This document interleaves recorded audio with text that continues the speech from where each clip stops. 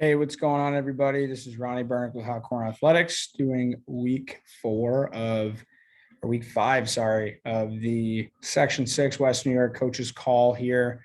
Super excited to actually get into some pitching stuff with you guys today.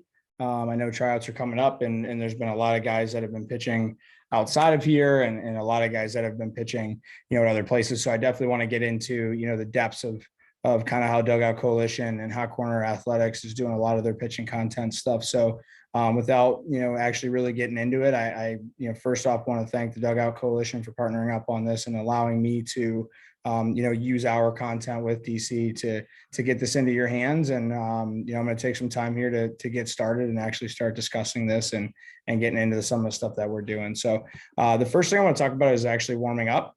The biggest thing with warmups is, a lot of times, teams and coaches and kids don't really have a major clue or understanding of exactly what they're trying to do, regarding their training or, regarding what they're trying to actually accomplish with, the warm up side of things. So we typically go through a dynamic stretch. A lot of teams are still doing static stuff. But what I want to give you guys is a very, very easy thing to do. We do typically primarily, spend some time talking about, plyo care stuff. But I know the majority of the time with you guys, you probably don't have the time space to be able to actually learn that stuff and do it. So I very easily wanted to, come up with what Jaeger Sports uses for their Jane Band care program. So very simply, you guys can go online, type in, Jaeger Band or J Band warm up routine, and you'll be able to see this. For the people that are in here that, use YouTube, you can actually go to Hot Corner Athletics on YouTube and see all of these same drills that we've actually explained and gone through. Basically, after they do their warm up, before they throw, they should go through all their J-band stuff. These exercises here are something that are very simple to learn and understand. Alan Jaeger and the guys over at Jaeger Sports did a phenomenal job of actually bulleting this and explaining it. So, for everybody in here, this is a really good one. So you can very easily see the J-band exercises and the J-band warmups on here. It goes to the dual arm exercises and the throwing arm specific exercises, which are, awesome for you guys to be able to see. So, my opinion is to actually take this, learn it, be able to teach it to your athletes, go to the YouTube channel and actually check that out. So following the dynamic warm up and everything that we talked about, a couple of weeks ago, after you're done getting your dynamics in, your sprint work in, go right into your J-band stuff. Typically, I would spend the time to talk about the plyo care work, but with us getting super close to the season, I think it's really smart to actually talk about, the actual J-band stuff. So the biggest piece up to this is the workout reminders, as I highlighted here. Exercises are to be done prior to throwing, or on average of 3 to 5 days a week during periods of time off. You're doing 25 repetitions per exercise, making sure you're adding breathing stuff and doing it in 30-second increments. Make sure we're quality over quantity, and maintaining proper technique and alignment. So that's something that you guys can actually look at. I wanted to go through this, very quickly so that you guys can see it. So, from there, I'm going to get into the actual DC side of things. So I actually in here, you guys can't see this, but I did put in all of the J-band stuff that we do. So you guys will very easily be able to see this all on YouTube. It's open and to the public, so you guys can see that. I do want to get into sample bullpen and pitch grips. So very quickly, the sample bullpen stuff, I'm going to pull up here now. Basically, the sample bullpen is just going through, this is one that, we use in college, but when you guys are actually throwing bullpens through the week, a lot of times the kids will just go onto the mound and they'll actually just throw until they feel good. I can get this to you guys if you're interested, but basically we want to be able to have actual structure to our bullpen. So, in this specific bullpen here, you're seeing typically just fastball changeup in this one. So I would say that this is probably a winter training one. Not too many breaking balls in this one, if any. So basically it's working fastballs to certain sides of the plate and changeups, and when to call those. And then, obviously the difference between the windup and the stretch, so you're throwing 15 pitches from the windup, 15 pitches from the stretch here. And the cool thing about this is you can actually track total pitches, total locations hit, total quality pitches, how many strikes you threw and your strike percentages. So this is a really, really good one for sure.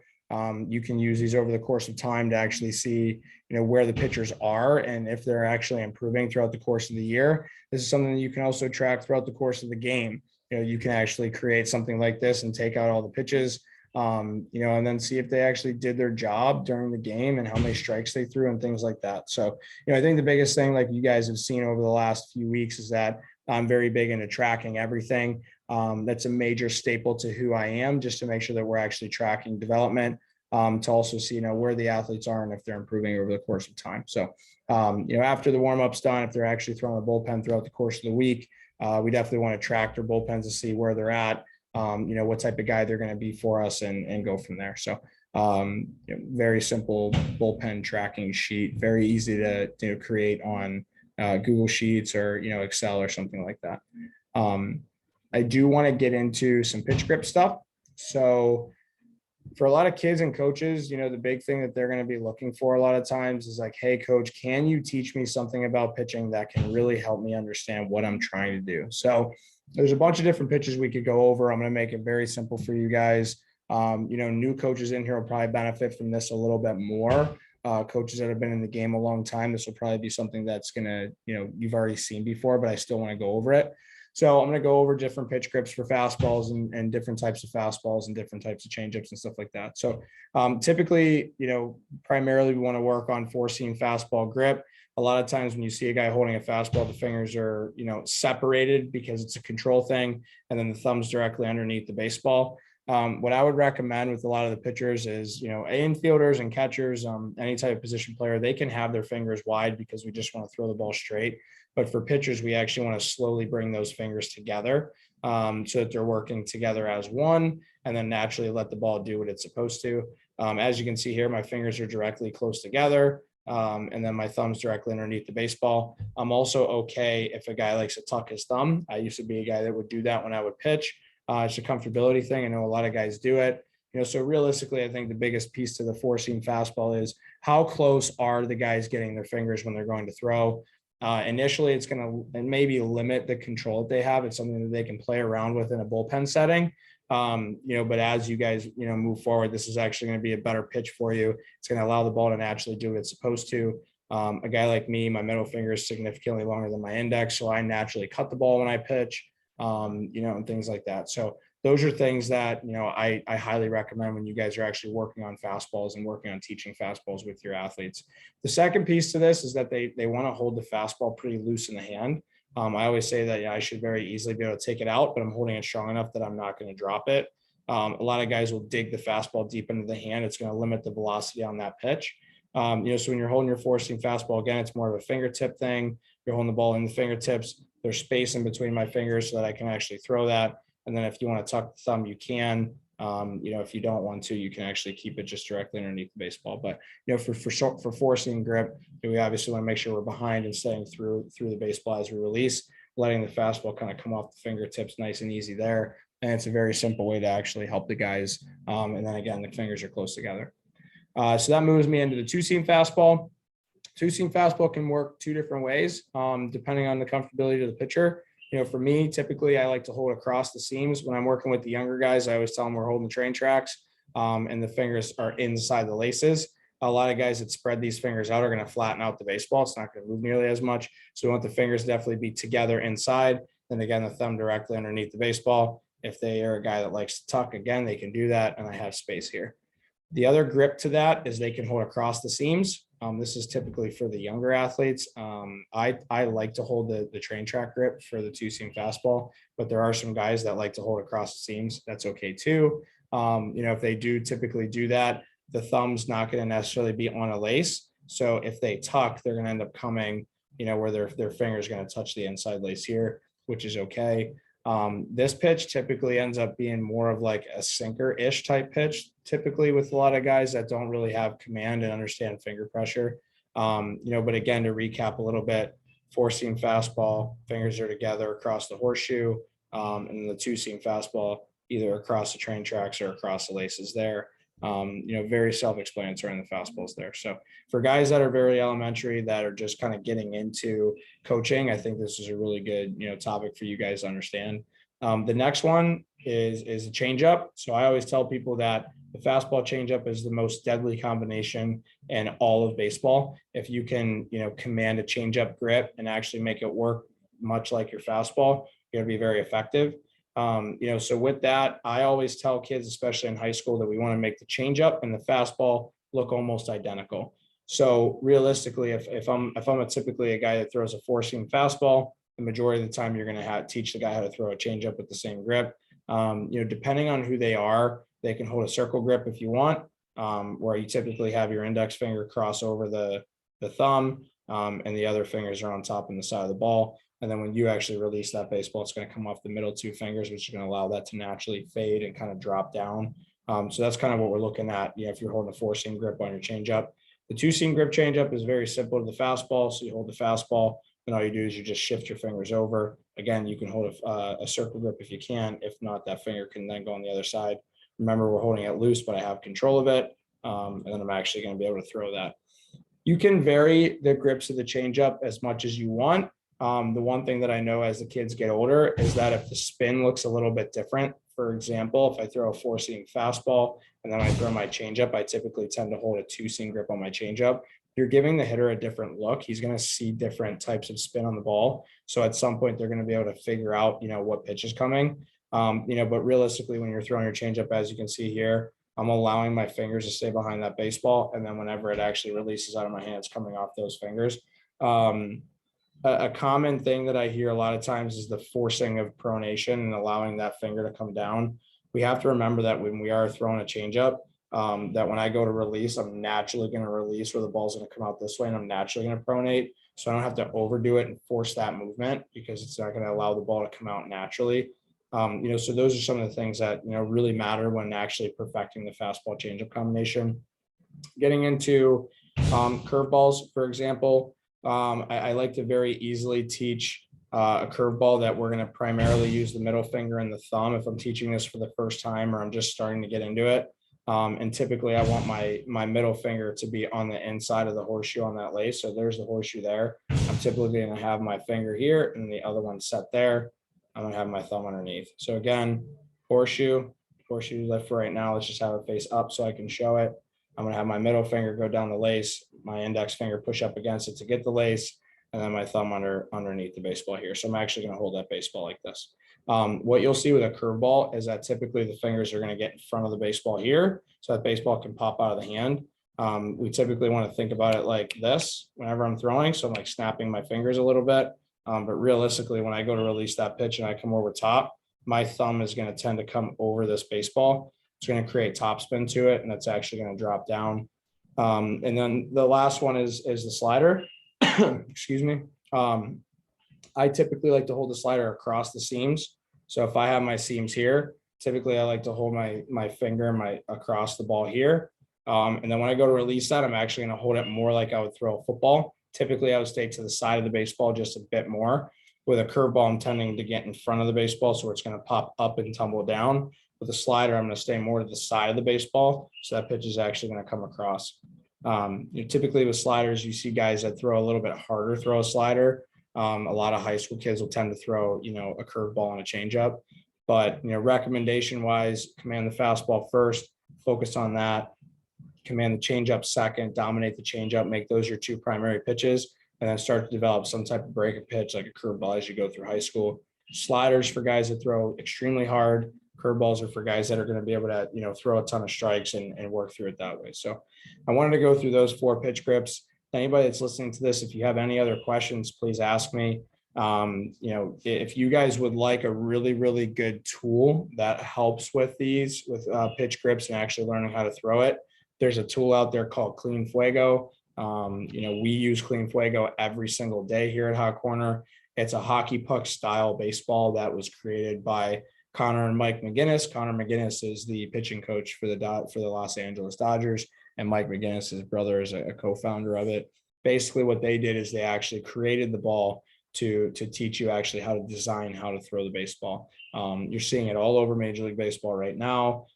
We adopted Clean Fuego about a year ago, and ever since doing that, all of our guys have actually created better shape to their pitches. I highly, highly recommend Clean Fuego for a lot of guys that are trying to teach different pitch grips. There's a lot of information out there that can actually teach you how to use the product.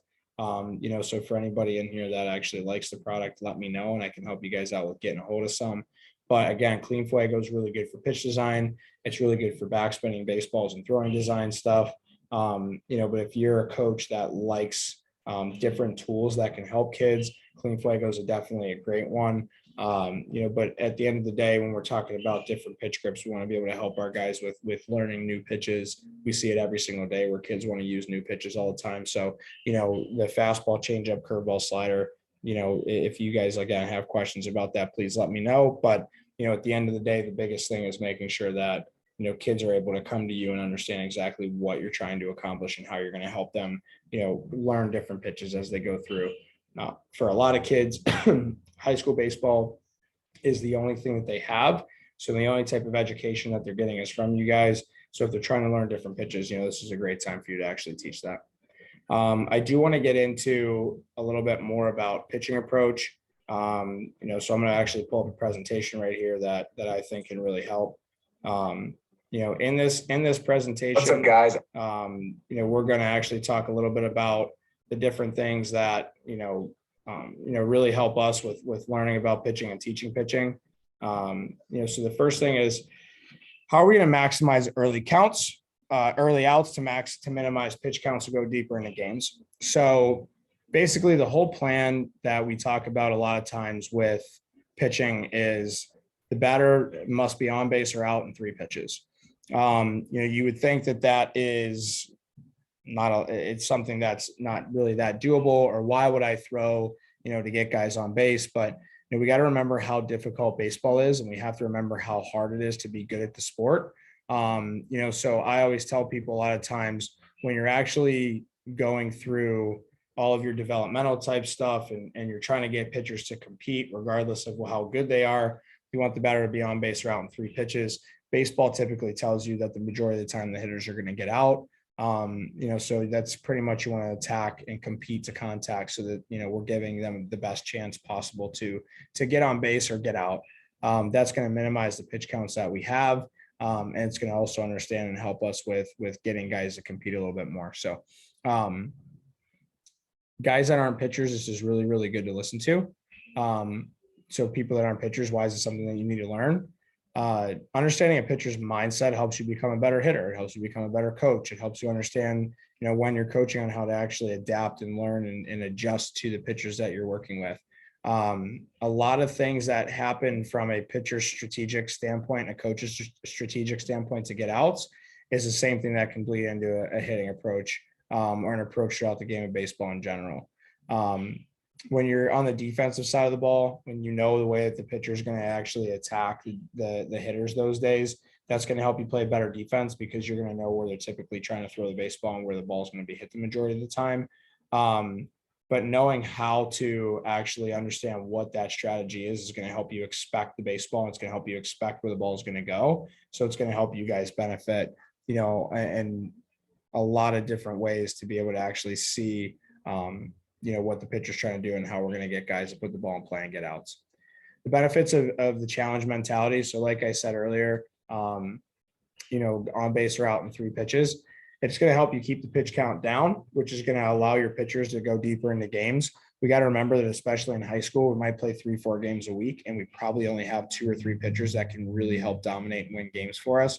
So the longer those pitchers can go, and the less amount of throws that they make, obviously the longer they can stay in the game. So we're trying to basically avoid hitters counts. In Major League Baseball, disadvantage counts typically hitters end up being under 200, and anybody in 2 strikes typically bats under 200. Any hitters advantage count, hitters typically hit over 300. So that's going to filter down into the high school and college ranks as well. So when we actually put hitters into a situation where they are in advantages, they typically will have more success. So our goal is to basically compete right away, challenge right away, and allow them to put the ball in play and make something happen. With that's going to reduce the number of free bases we're giving up. As pitchers, we teach our pitchers all the time that you cannot control what happens after the baseball is put in play. So allow your defense to make the plays. It's 9-on-1. So allow the defense to make the play, and we always have the advantage on getting guys out. as we go into the tempo of the game, as we go into, baseball in general is a very slowly played game. So if we're trying to actually increase the tempo of the game, which they're trying to do from every level, the more strikes you throw and the quicker you get ahead of guys, the quicker the game is played. So it's going to allow you to keep the defense in the game. It's going to allow the energy of the dugout to stay in the game. Those are things that are small things in the game that really matter. If a guy's on the mound and he's not challenging hitters and he's walking the farm and guys are getting on base left and right, the energy is going to be very low, and the defense is going to kind of be very sluggish. And so typically that's when mistakes are made. It also gives you the ability as a pitcher to, use your better stuff and use really good stuff as the game progresses. As we get tired, our stuff kind of starts to flatten out. So, realistically, at the end of the day, the more we command and the more we throw strikes, the more the ball's put in play, the more everybody's in the game, and the more we're able to actually use our good stuff as the game gets deeper. At the end of the day, hitters don't like to hit with pressure. Hitters like to hit comfortably. So if you put the pressure on the hitter, typically at the end of the day, we win. So a lot of this is more of a mentality thing, than a mechanical thing, like we mentioned a little bit earlier.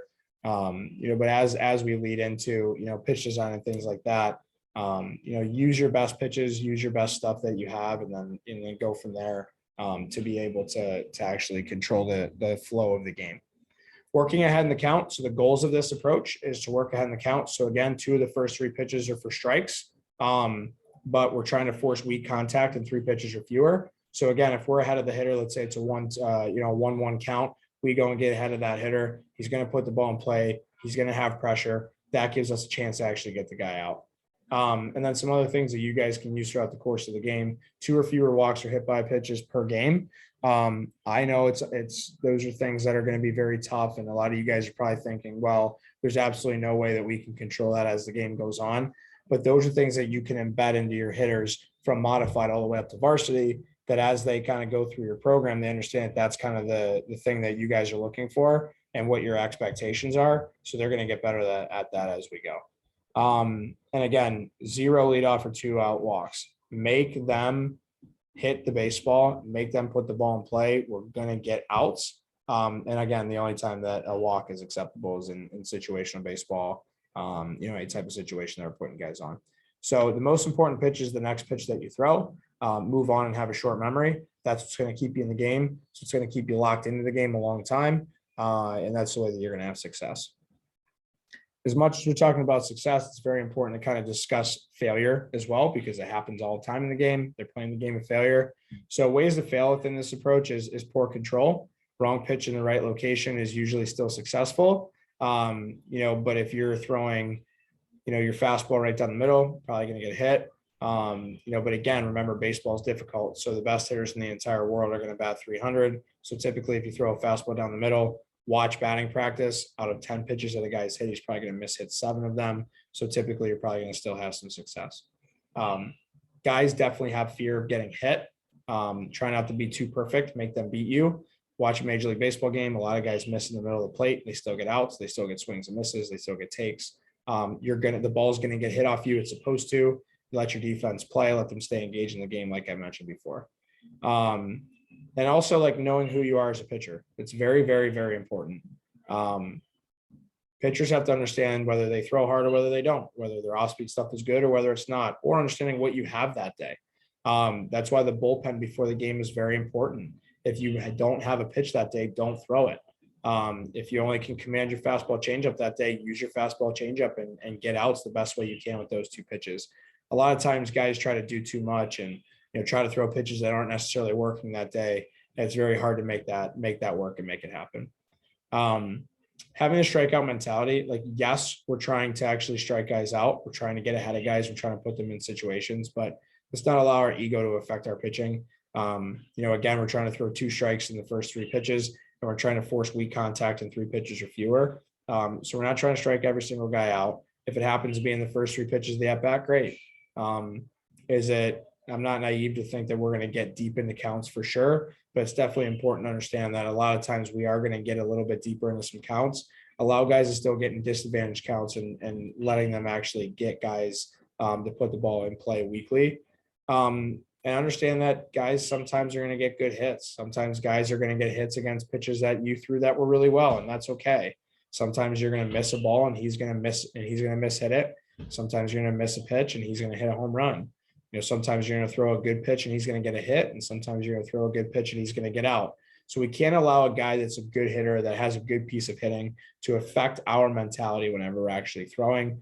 It's okay to give up hits. It's part of the game. Learn from previous results and adjust for the next at bat. But at the end of the day, for this whole thing, challenge hitters and compete. Especially in high school baseball, those are the things that we're actually looking to do, and those are things that are actually absolutely in our control. I do want to talk a little bit about, I mentioned it slightly earlier, but this is over Division I baseball and average counts. Overall, the batting average is sit right around 248 every single season. In Division I baseball, the 0-0 count is a 181 average. 27% higher out possibility if you throw a strike in the first pitch. Why is it so low compared to other hitters counts? It's because it's a variable. You're not just throwing a fastball a lot of times right down the middle of the plate. The second pitch of the at bat obviously could go one of two ways. And this is what I was trying to mention earlier about the 300 and 200. On a 1-0 count, typically hitters get a hit, 39% of the time. And on an 0-1 count, they typically get a hit under 20% of the time. So the 386 average on a 1-0 count and the 199 average on an 0-1 count, both of them are higher than the 0-0 count, but I'd rather be in an 0-1 situation where typically there's not a great chance for them to actually get a hit. And a 2-0 count in Division I baseball, in the year that we actually calculated this, 2-0 counts had a 342 average and a 1-1 count had a 269 average. So typically those are a bit higher than the 0-2 count had a 118 average. So again, after the first two pitches, we throw two strikes, you're not going to give up very many hits.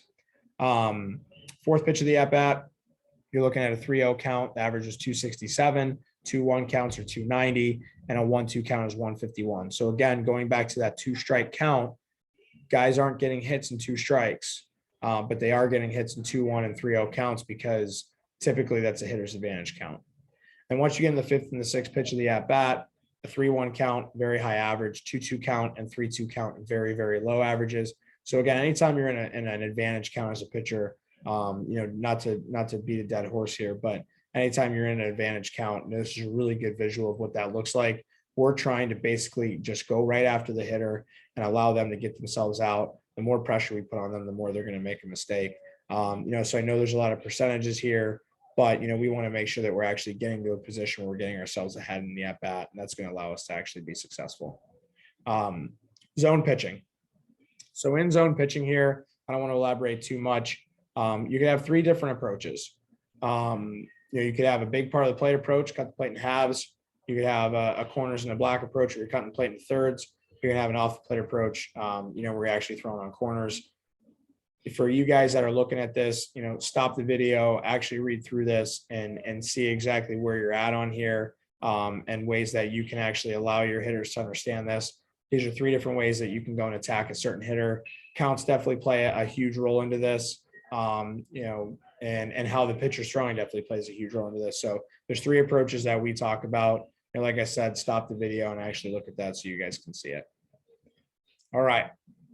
Our big thing, triple crown pitcher, the 3 C's to pitching: confidence, competition, and composure. Trust your stuff because of your preparation. Have confidence in the stuff that you have, whether you feel good that day or not. More of the time, having confidence is going to allow you to be successful. Competing is finding a way to get it done. Again, there's a lot of times guys go into games, they don't have their best stuff. That's okay. You can still be successful. I've seen countless times where pitchers have talked at a post-game interview after they threw a no-hitter and they said that their pre-game bullpen was terrible. It happens more often than we think. So understanding how to just compete and go after hitters is very important. And then composure, understanding the game, understanding the situation that you're in, and then executing that is composure. So again, love this concept. Something that we've developed over the course of time through Hot Corner and Dugout Coalition is something that we embed into our athletes every single day. Again, take a picture of this, look at it, screenshot it. But these are some ways that you can understand preparation, identity, game planning, execution, adjustability, and things like that are going to allow you to embed this into your hitter or your pitcher so that they know exactly how we're going to attack players this year. Control the controllables. I'm going to briefly stay on there. there are things that you can't control. So again, can't control a guy that makes an error, can't control throwing a good pitch and an umpire calling it a ball, can't control a guy fouling off a really good pitch, can't control a guy that, gets a hit off of a really good pitch. You can't control weather, you can't control a lot of those things. So just do what we can to control the tempo of the game. All right, how to be successful within this pitching approach. There are 5 things that we talk about. Establish both sides of the plate. The majority of the time in high school baseball and even in mostly college, what you see is guys throwing away and off speed. What happens when you find a really good hitting team that understands how to do that? You're going to have to be able to trust yourself to throw in. The use of off speed pitches, so changing speeds, is very, very important. Staying in pitchers counts, like we mentioned before, with the batting averages. Having the ability to climb the ladder and throw at the top of the zone, maybe not to get an out or a swing, but possibly to just get a guy to change his eye level is very good. And then using effective velocity. So basically in effective velocity, I think the biggest thing with that is knowing multiple factors to disrupt hitters' timing. So fastball changeup split, fastball curveball split. The difference in the speeds between your 4-seam and your 2-seam can definitely matter. Those are different things that you guys can look at. But understanding effective velocity goes into 4 different categories. Velocity and pitches. So again, throwing different pitches in different counts. Perception and location. So maybe throwing a fastball up and in the zone to speed the hitter's eyes up, and then throwing a breaking ball down and away to actually slow the hitter's eyes down. It's going to get him out of time. The sequencing of your pitches, maybe doubling up a pitch if a guy doesn't look very good. And all using effective spreads by slowing down or speeding up the point of view of each pitch. Tunneling. So this is something that would be, more in the off-season stuff, with learning how to tunnel and throw your pitches from the same slot. And then movement. So a guy that has a lot of movement on his pitches is typically not going to get hit nearly as hard as a guy that throws a straight flat fastball. So again, check this out, look at it. Let me know what you guys think if you have any questions. All right, the next piece, 5 major pitch calling rules of thumb. I don't know what your guys' thoughts are on whether you call pitches or whether you allow your hitters to call pitches or catchers to call pitches. That's totally up to you. My opinion is allowing the catcher to call the pitches, but teaching them kind of what they can do in certain zones. I want you guys to kind of take this and check this out to be able to see the plan of attack that you guys are going to use. But realistically, the biggest things are making sure that we understand O2s, we understand O2 counts, understanding when and how to throw changeups and where to throw your changeups, understanding when to double and triple up on pitches, your 2-2 approach versus your 3-2 approach, and then how to make some adjustments as you go based on umpire, hitters that you're facing, guys that are seeing the ball well that day. So I think it's more of a conversation that the coach should have with the catcher and pitcher prior to the game, rather than the coach calling the pitches, because at the college level and the pro levels, those guys are going to have to actually call games themselves. Pitch calling within counts. This could be a full session in itself on when to call. But I want you guys to kind of go down here and look very quickly on what certain counts are. So first pitch of the count, we're actually trying to, get ahead right away. The 1-2, 2-1 counts, we have to win those pitches. We have to win those because we do not want to go 2-0 or 3-1. A 1-0 and 2-1 count is a ground ball situation, or especially in a ground ball situation, we need to throw a strike there, see if we can get a guy out. 2-0, 3-1 counts, we got to get ahead. Depending on how good the pitcher is, you may be able to throw, those off-speed pitches for strikes. But if a guy can't, then you're going to have to go with a fastball, but you're going to have to figure out, how to throw it. The biggest thing is being aggressive and competing and commanding and knowing that your stuff's better than the other guy. The 0-1 or 1-1 count is a bridge count. You can really throw anything here. You don't really need to be too fine with it. Trust yourself and allow your hitters to actually, get outs and throw them in certain zones that you trust. 0-2, 1-2, we're getting nasty. We're putting guys away. We're able to even work on throwing a nasty ball in the dirt, elevating a fastball, using your best put away pitch to actually get guys out. The 2-2 count, we're trying to get the guys to put the ball in play, but again, remember that they're on their heels a little bit, so they're going to be a little bit in swing mode. So, without getting to the 3-2 count, this is a way that we can get through to guys. And the 3-2 count, again, we're only trying to walk or hit guys twice in a game, so we're throwing a strike here. So the whole goal is obviously not get to the 3-2 count, especially in high school. Typically, they're going to throw a fastball. All right, pitch calling in game situations. I'm not going to elaborate on it like too deeply, but certain situations in the game are bunt, squeeze, runner on second base with 2 outs, runner on third less than 2 at the infield back, bases loaded less than 2 at the corners in, runner on third less than 2 at the infield in, or first base open where you can pitch around guys. In these certain situations, this is where you may, be able to adjust, your pitch calling or even call a certain pitch in those situations. But this is something that you can teach your catchers and your pitchers on what to throw in certain counts. It's really, really good for game IQ stuff for catchers on how to actually call pitches and when to call pitches and what to do with that. But again, within the game situations, remember that pitch calling means a lot in here. And this is how you can actually limit the amount of runs that you guys are actually giving up. All right. So kind of recapping the whole thing, we want to challenge everybody, 2 strikes in the first 3 pitches. We want to get them out in 3 pitches or less. Triple crown pitcher, have confidence, always compete and stay composed. I think that's a massive, massive takeaway. Know your zones, miss where it's called and execute your pitches. Understand what zones you're trying to throw to. Use your misses to build on the next pitch. Double up perceived velocity and tunneling. So, make sure that we're actually doubling up pitches when you have guys that are taking bad swings. Use velocity and location to your advantage. Be you. We're not trying to be somebody that we're not, and command the pace of the game.